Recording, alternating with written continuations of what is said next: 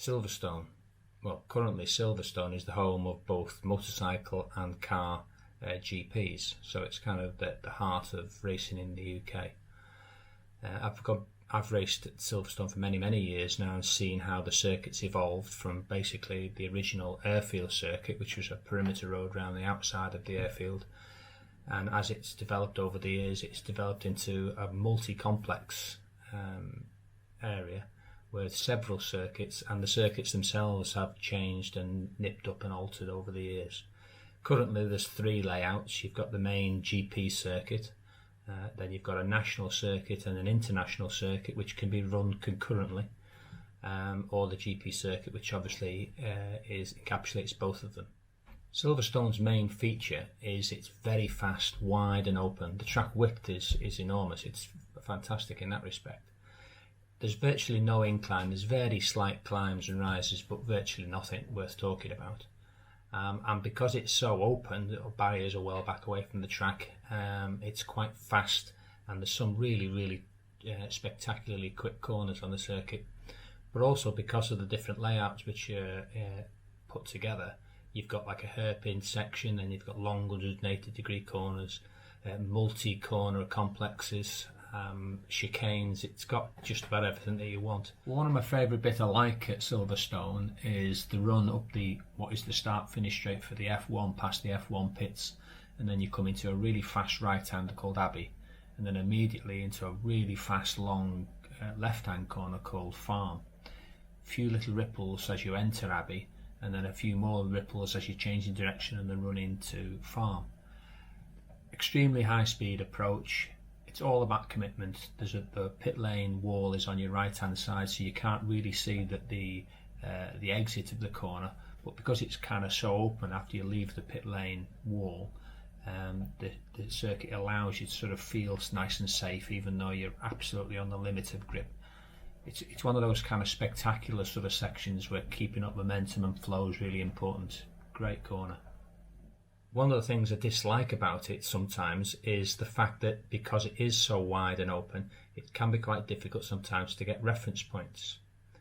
So sometimes people say, for instance, I'm not quite sure where I am on the circuit, or one part of the circuit looks the same as the other part. But once you've been there a few times and you've started to build up like a library of track position and reference points, once you have found them, it's not too bad at all. But building up those references can be hard work.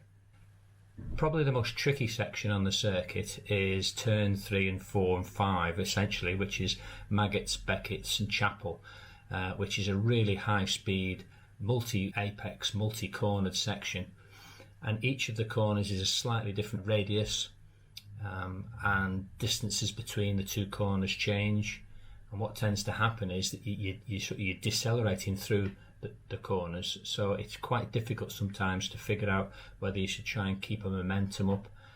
Track position's tricky as well, because depending on what you're trying to get out of it, but you've got to put effectively 3 corners, try to get the most out of those 3 corners and figure out what it is. So it's a very complex section. It looks fairly easy on the map, but trust me, it isn't. My lasting memory of Silverstone goes back many years, even though I've done loads and loads of racing there.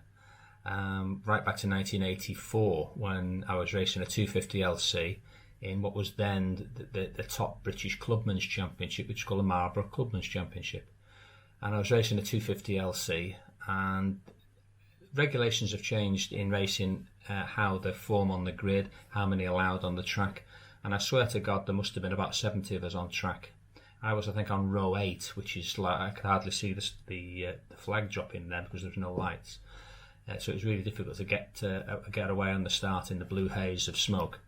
But absolutely amazing race. Had for me a particularly good race. It took me ages to sort of work my way through, and I got with a group of riders which I knew were kind of front runner riders, I thought, I'm there, I'm right at the front, because I'd passed loads and loads and loads of people. So I got amongst what I thought was the leading group and was kind of trying to put as much tactical riding into it as much as possible. But the original circuit was extremely fast, and the 250LC kind of wasn't. So the bikes were pretty much flat out for about 97% of the lap. couple of dabs of brake here and there, but it was basically slipstreaming and flat out, very difficult to break away. So I stayed with the group, and it was a last corner thing, and managed to finish a very close second, only to be found out ultimately that there was a breakaway group, so I ended up 5th in the race. For me, it was still a great race, but it did highlight for future events the importance of some sort of pit board would have told me that. Whether I could have done anything about it's another story, but absolutely fantastic standout memory for me.